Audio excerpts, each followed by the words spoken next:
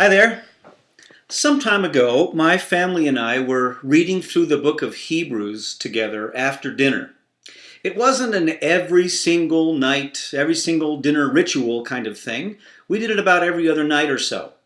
And rather than get up and move elsewhere, we just stayed at the table, and any one of us might do the reading. One night, I asked, "So, what do you suppose the throne of grace looks like?" Well, ever the imaginative one, Emma offered, "I picture a big, beautiful golden throne with God on it, and this long, long line of people snaking along toward it. That's what I imagine." Now, just because I imagine it, Daddy, doesn't mean that it will make it happen, you know. It's just the way I see it. She was sure that we needed to be clear on this whole imagination thing. "All right, I like that, Emma," I said. "Now, how are people talking to God?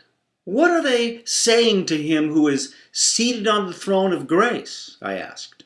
My wife, Sarah, gave me one of those, "I know what you're doing" kind of looks.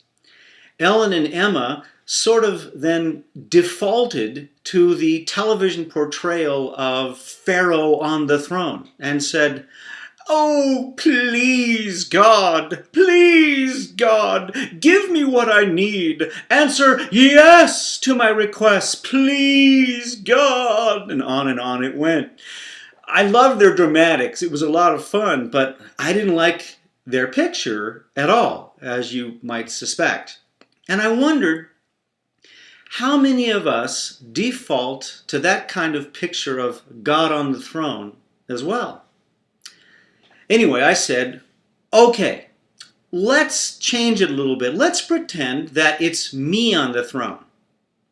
Emma, Ellen, your daddy is on the throne of grace. How would you approach me?" Emma instantly got out of her chair, cut to the front of the imaginary line with the requisite, excuse me, don't mean to butt in, excuse me, and crawled up on my lap and said, "I love you, Daddy. I love you. Can I have a gerbil? Can I have a laptop computer? Can I have a cell phone? Can I? And of course, Sarah and Ellen laughed at the whole thing. And Ellen then said, "We don't have to beg with you, and we don't have to beg with God. Not God either. That would be silly." And Sarah said, "Well, why don't we have to beg with God? Why don't we have to plead with Him who sits on the throne of grace?" And together, Ellen and Emma kind of blurted out something like, "Because it's the throne of grace, not the throne of begging." And they laughed like, "Don't you know this?" And they said, "We already have everything with God because of Jesus.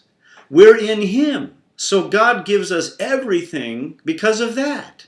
And they got these big grins and they said, "Did you forget that, Daddy?" They just loved catching me on things like that. Well, we love this.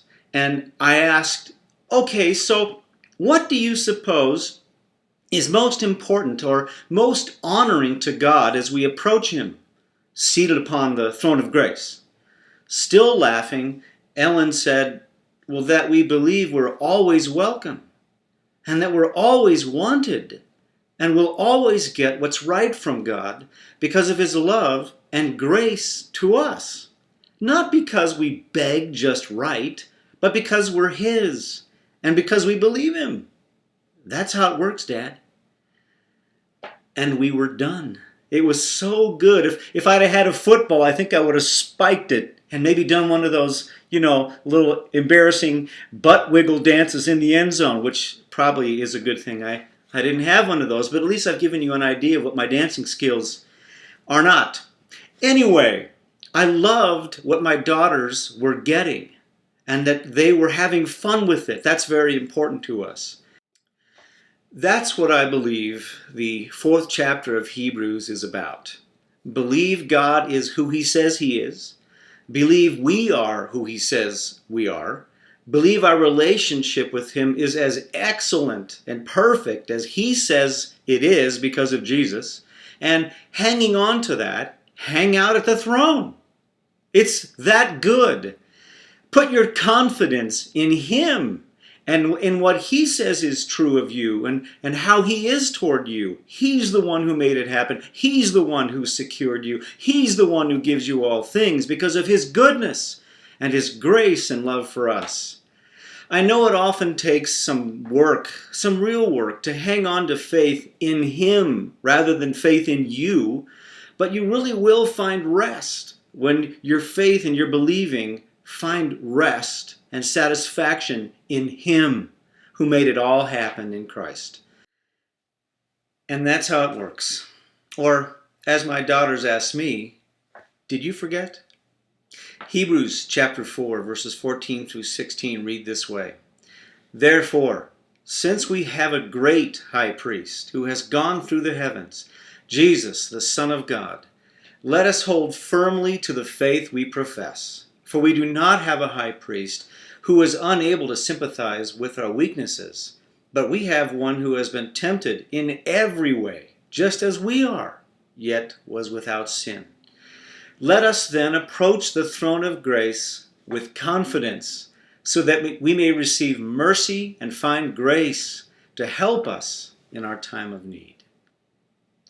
See you later.